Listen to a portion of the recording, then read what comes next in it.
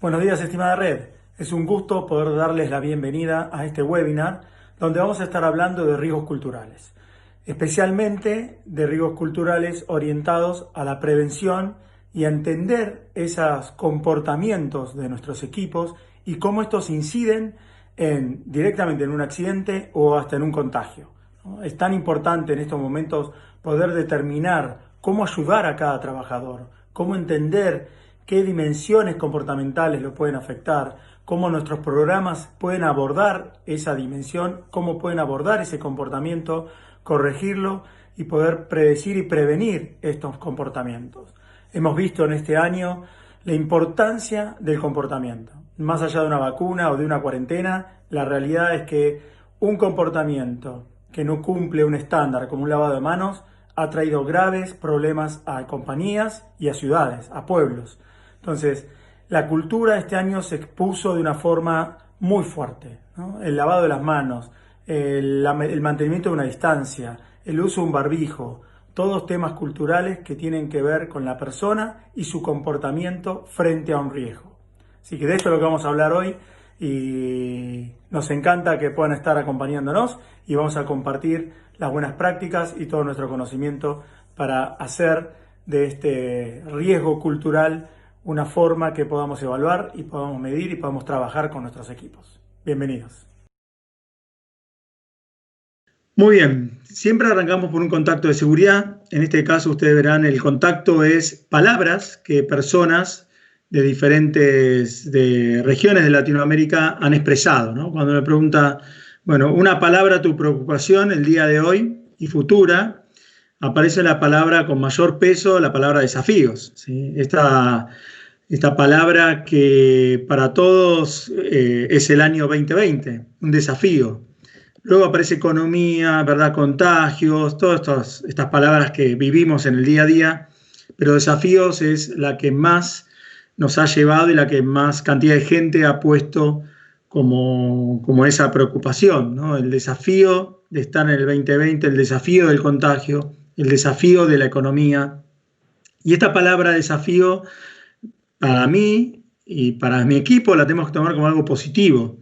Es una oportunidad de trabajar en la prevención, en la salud, en trabajar junto con la familia y en trabajar con nuestros equipos para evitar y reducir contagios, accidentes, problemas, ¿no? Mitigar estas actividades que nos pueden traer pérdidas en la organización. Entonces, el desafío empieza aquí. El desafío empieza en la administración de riesgos para este año y muy orientada para el año 2021, porque ya toda la organización, todo el mundo puede ver que esto va a tener más plazo en su tiempo. Entonces, no va a terminar en diciembre, va a seguir en enero y nosotros tenemos que estar preparados, como nos estuvimos preparando desde enero, febrero, marzo, de acuerdo al país en donde estemos, como las organizaciones y los gobiernos han trabajado. Nosotros también tenemos que prepararnos en esta administración de riesgos. ¿Y qué cambia en esta administración de riesgos con respecto a cómo lo veníamos haciendo en las empresas antes? Hay 4 áreas que van a fortalecerse. La primera tiene que ver con los objetivos y las funciones del equipo de HR y del equipo de seguridad. ¿Qué cambia en ellos, especialmente en el equipo de seguridad? Bueno, cambia la forma en que el equipo de seguridad tiene que coachear a la organización, ¿sí? Parte del objetivo del equipo de seguridad tiene que ser ayudar a la organización en esa transformación de seguridad a salud y de seguridad a riesgos psicológicos y a salud. Entonces, estos objetivos que tiene el equipo tienen que estar orientados ya no solamente al cero accidente, que tiene ya sus años, no solamente al cumplimiento de un estándar, sino también a ser parte del equipo de sustentabilidad de la organización para trabajar a corto, mediano y largo plazo en el bienestar completo de la persona, ¿no? En el bienestar completo de la organización. Ahora bien, el otro punto es la evaluación de riesgos de una forma mucho más integral, de una forma que involucre no solamente a la persona y a la condición o a la organización en el trabajo, sino también tener en cuenta los riesgos psicosociales y la conducta de esa persona. Nosotros pudimos ver en estos meses que las conductas disparan o frenan un contagio. Entonces, eso nos está diciendo claramente que el foco para este año y principalmente el año que viene radica en entender esa conducta, radica en poder trabajar de una forma predictiva y preventiva en esas conductas para anticiparnos a esa exposición que nos va a traer un contagio o nos va a traer un accidente, ¿sí? El tercero es la formación. Muy importante concientizar y ayudar a nuestros equipos a comprender esa seguridad como foco para trabajo dentro de la familia y en la sociedad. Ya no solamente es dentro de nuestras plantas, ¿no? Si pensamos en este año, plantas por una sola persona se han cerrado, ¿no? Entonces, es muy fuerte empezar a trabajar la formación orientada a la concientización y a la comprensión de la seguridad como un eje y al bienestar como un eje de trabajo y como un eje de desarrollo. Y por el último punto, que sí ha traído fuerte desarrollo, es las campañas de seguridad. Nunca hubo una campaña mundial tan grande como la de lavado de manos, ¿sí? En todo el mundo, en todos los idiomas se ha trabajado el lavado de manos. Y si uno piensa en una planta o en una organización, siempre que ingresamos a un toilet o a un baño, están los 8 o 10 pasos de cómo lavarse correctamente las manos, desde el año 70, por norma de calidad, por norma de seguridad. La verdad que está ahí. Sin embargo, todo este año ha sido enorme el esfuerzo de organizaciones, de gobiernos y de empresas en el correcto lavado de las manos y la importancia que trae. Entonces, esto nos ha mostrado que las campañas de seguridad tienen un fuerte foco en la cultura, tienen un fuerte foco en el cambio de comportamiento y en la guía de ese comportamiento. Entonces, es muy importante cerrar esto y que la campaña vaya orientada a reforzar la comprensión de ese conocimiento, que ese conocimiento esté enfocado en los riesgos de la operación psicosociales y riesgos de bienestar, y que esto radique en un objetivo de la organización soportado como coach por el área de seguridad y con la ayuda del equipo de recursos humanos o de capital humano, para que todo este proceso sea vivido de una forma simple para la organización y de una forma integral y conectada en la organización. Entonces, administración de riesgos, claves para el año que viene y lo que estamos haciendo este año. Hay 3 áreas que se han incorporado. La primera es el riesgo de salud. Este riesgo de salud, en la mayoría de los países de Latinoamérica y del mundo, los gobiernos, los entes gubernamentales, las empresas empezaron a trabajar el riesgo de salud. En alguna forma o de alguna forma muy reactiva, en otras más preventiva. Pero este es, como por eso está más chico, es un riesgo que se viene trabajando. ¿Qué cambió este año? La exposición a microorganismos, que en muchas evaluaciones de riesgo se ponía no aplica, ¿no? Salvo en algunos casos, en algunos trabajos específicos, se lo tomaba en cuenta. Hoy es aplica a todos. Entonces, este es un riesgo que se viene trabajando en donde las organizaciones no han tenido problemas, ¿no?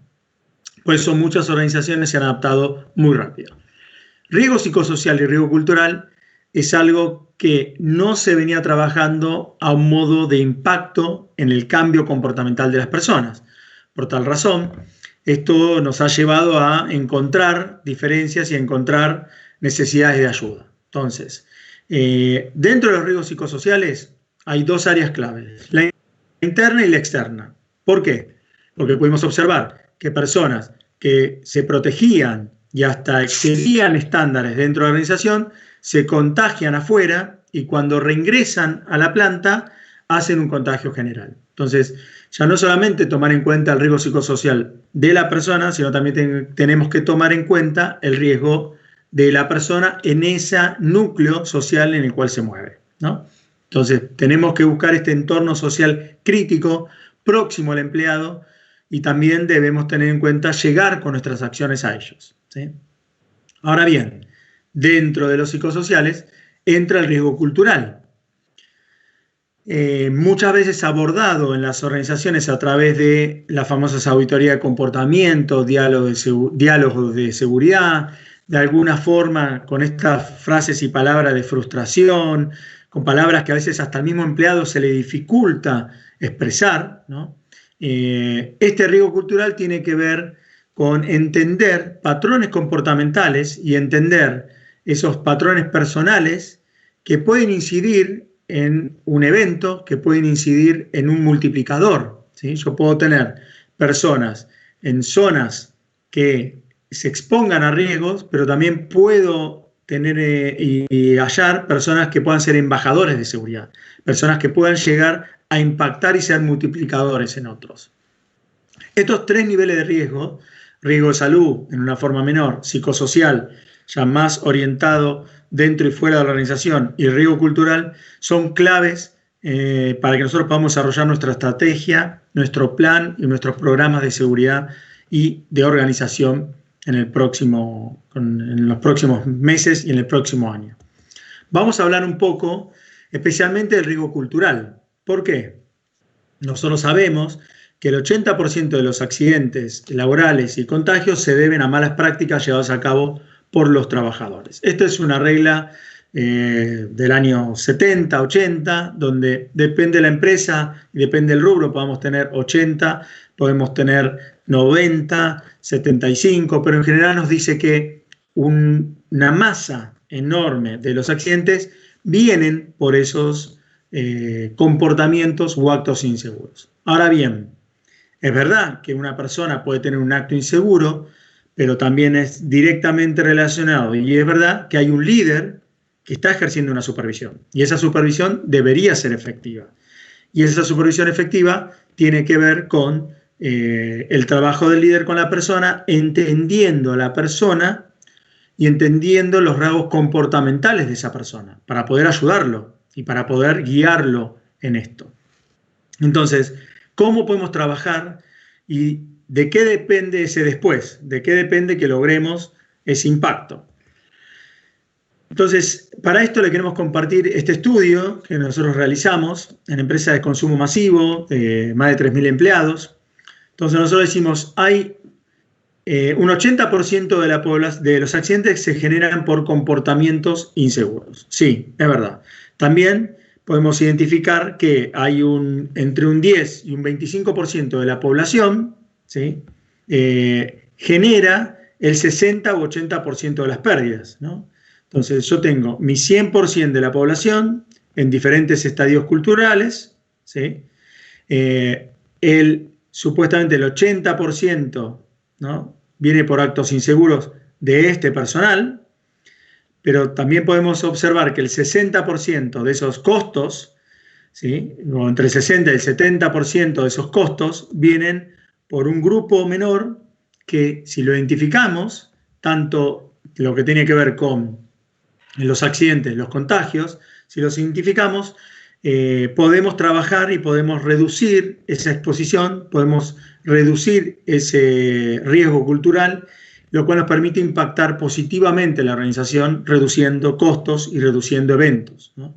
Entonces, aquí hay una oportunidad muy fuerte de trabajo. No solamente identificar los comportamientos, sino también en trabajar con ellos críticos y trabajar con estas personas que necesitan de nuestra ayuda, tanto para el trabajo como para la mejora de esa habilidad, ¿sí? Entonces, identificado esto, acá les ponemos otro ejemplo. ¿Cómo funciona este ejemplo? Nosotros tomamos de un cliente de más de 1.000 empleados los primeros 32 contagios, ¿sí? De estos 32 contagios, el 75% de ellos fue de gente en zona cultural de riesgo y zona de control. Cuando uno lo muestra así, es casi, lo podría pensar normal y seguro de que una persona que está en zona de riesgo o está en zona de control sean los primeros en contagiarse. Sí, es claro, porque son personas que no tienden a cumplir normas, son personas que tienden a violar un estándar, son personas que no miden el riesgo, Son personas que necesitan de ese control, necesitan de esa ayuda, necesitan de ese líder coach que los guía y necesitan una clara estándar disciplinario para entender que frente a una desviación van a encontrar una disciplina que va a intentar mostrarles a él y a ellos, o a ella y a todo el resto de los equipos, que ese comportamiento no es tolerado. Pero si bien esto podría ser algo normal, fue una alerta para avisarnos que las personas que están en zona de riesgo y zona de control requieren mucho más apoyo de todas esas normas, todas esas reglas que aplicamos en el día a día.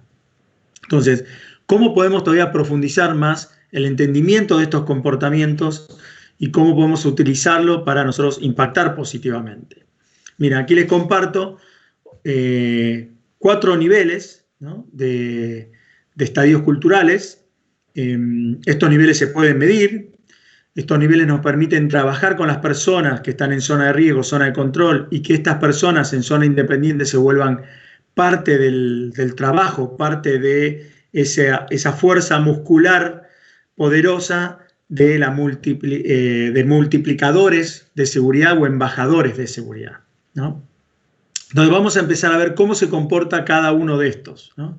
Cómo se comporta una persona en zona de riesgo, ¿no? Una persona que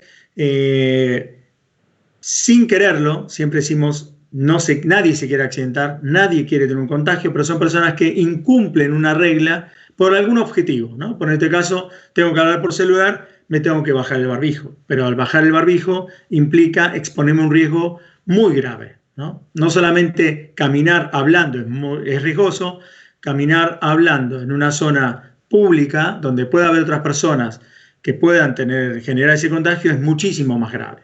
Entonces, perfiles como el que podemos ver suelen ser de este tipo, suelen estar por debajo de los 45 puntos, suelen estar en área de riesgo, suelen tener un bajo compromiso y suelen tener una baja capacidad de evitar riesgo, muy baja capacidad de tolerancia al estrés, ¿no? Y esto lo muestran en su performance, en su desempeño, ¿no? Si vemos una persona en zona de control, empiezan a estar más estables en un cumplimiento, ¿no? Suelen, ¿no?, necesitar que alguien les diga cómo se utiliza algo, ¿sí? Ellos quieren usarlo, pero necesitan ayuda, ¿no? En este caso tan famoso que compartimos, necesitan ayuda de cómo colocarse. Entonces necesitan el control, necesitan ese supervisor, coach que los guíe. Aquí necesitan más disciplina, en este caso necesita más ayuda y más entendimiento de cómo se aplica la norma, ¿sí? Luego vamos a tener gente en zona de seguridad. ¿Cómo es esta zona? Es una zona en la cual la persona se aplica correctamente, estudia cómo cuidarse, empieza a tener los valores y empieza a tener este ejercicio de la seguridad como responsabilidad propia, un compromiso propio. Pueden tener áreas de desarrollo, por supuesto, como lo vamos a ver en la gente independiente. Puede tener áreas de desarrollo en la parte de desempeño de seguridad o en performance de seguridad. Puede tener alguna ayuda todavía más en capacidad de evitar riesgos, de acuerdo a su puesto. Siempre, toda persona es pasible o podemos desarrollar a toda persona, no importa en el nivel que esté. Pero esta ya empieza a ser una persona muy estable en su comportamiento, que la realidad es de difícil ocurrencia un contagio o un accidente. No decimos que es imposible, es de difícil ocurrencia, ¿sí? Y luego tenemos a la gente en zona independiente, ¿sí? Son esas personas que siempre tienen un plus, son esos multiplicadores, son esas personas que pueden utilizar 2 hasta 3 barreras de seguridad. ¿De difícil contagio? Sí, de difícil contagio, pero no imposible, ¿no? Nosotros decimos que a nivel que la persona sube en su nivel cultural, ¿no?, o avanza en su nivel cultural, la energía del accidente es menor. No decimos que no se va a accidentar, sino que la energía que esa persona involucra en un accidente es mucho menor, ¿no?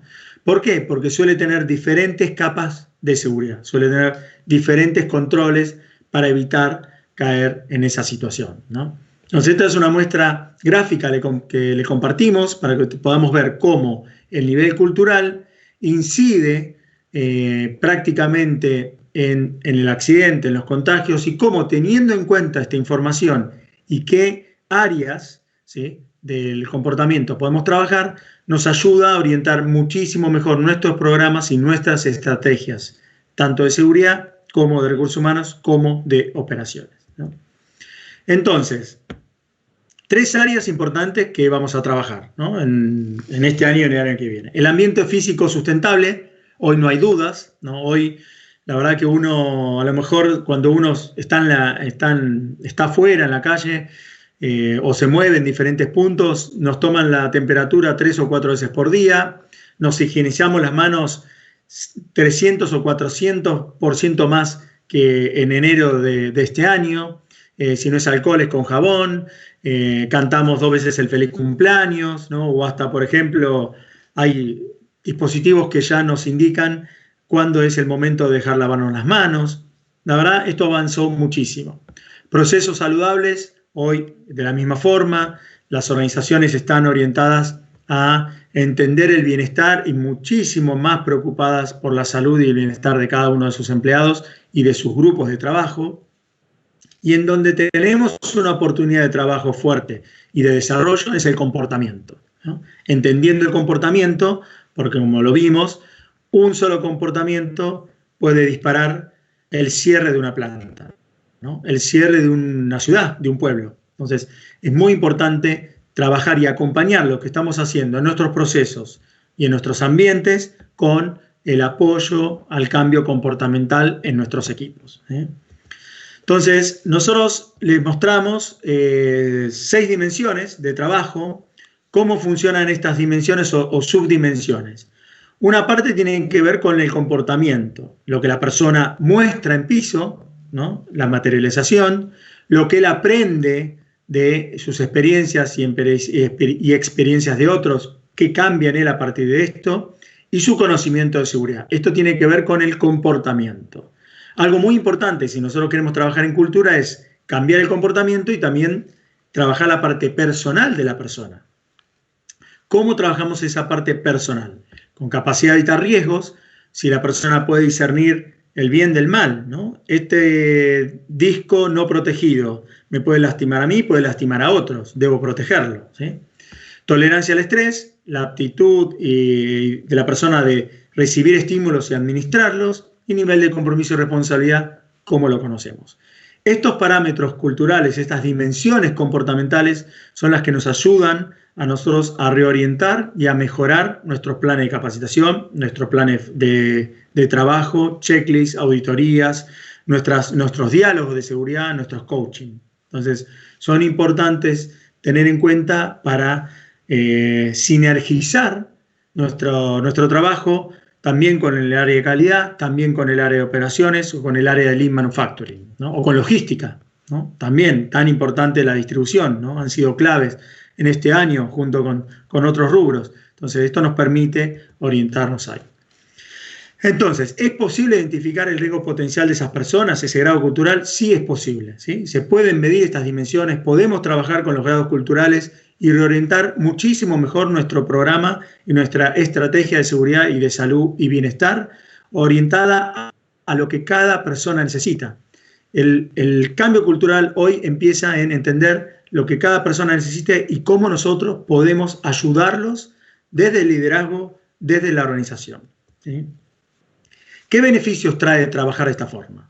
El primero y clave es estandarizar un perfil, ¿no? Podemos identificar patrones de comportamiento y identificar ese perfil y trabajar con ese perfil, y podemos identificar a un perfil que está en un nivel cultural mayor que nos ayuda, que se vuelve multiplicador, como decíamos, embajador de seguridad y ayuda hasta, por ejemplo, en armar la pareja de trabajo o la pareja que va arriba de un camión, ¿no? O en un vehículo. Entonces, esto nos permite ser mucho más sólidos en la estandarización de perfiles. Enfocar nuestros esfuerzos. Claro, no es lo mismo dar el curso de formación o un curso de cuidado a una persona que está en zona de riesgo que a una persona que está en zona de seguridad. No es el mismo curso vial, no es el mismo curso de elementos de protección personal, ¿no? Si yo le quiero enseñar a una persona cómo protegerse del COVID, a una persona que está en zona de riesgo, tiene que ser directo, práctico, ejemplificador, y la persona lo tiene que repetir muchas veces. Totalmente diferente a como lo hacemos con una persona en seguridad. Optimiza procesos. La persona que está en zona de riesgo en seguridad, está en zona de riesgo en calidad y está en zona de riesgo en operaciones. No se divorcia seguridad del resto de las áreas. Entonces, optimizar el perfil nos da resultados sustentables en diferentes áreas. Y obviamente esa sinergización, ese trabajo en conjunto de las áreas para cambiar una cultura, se vuelve un objetivo común y se vuelve una forma de evitar pérdidas y de prevenir pérdidas en el negocio. Esto es clave, ¿sí? Esto realmente es el porqué. Nosotros protegemos vidas, evitamos contagios, evitamos accidentes y hacemos sustentable a nuestro negocio. Esa es la forma en la que tenemos que optimizar y trabajar nuestros recursos. Entonces, para ir cerrando y compartiendo con ustedes, la evaluación de riesgos en esta pandemia, cuarentena y en el proceso que se viene el año que viene, tiene 3 áreas claves: la organización, el equipo y el sistema. Esta forma de trabajar es nuestra cultura, ¿no? Este movimiento pendular es nuestra cultura. Que es muy importante entender ese porqué y entender el porqué orientado a patrones y factores, ¿sí? ¿Qué patrón de comportamiento y qué factor comportamental, qué dimensión comportamental es la que debo trabajar con la persona, con el grupo, con la planta, con la región?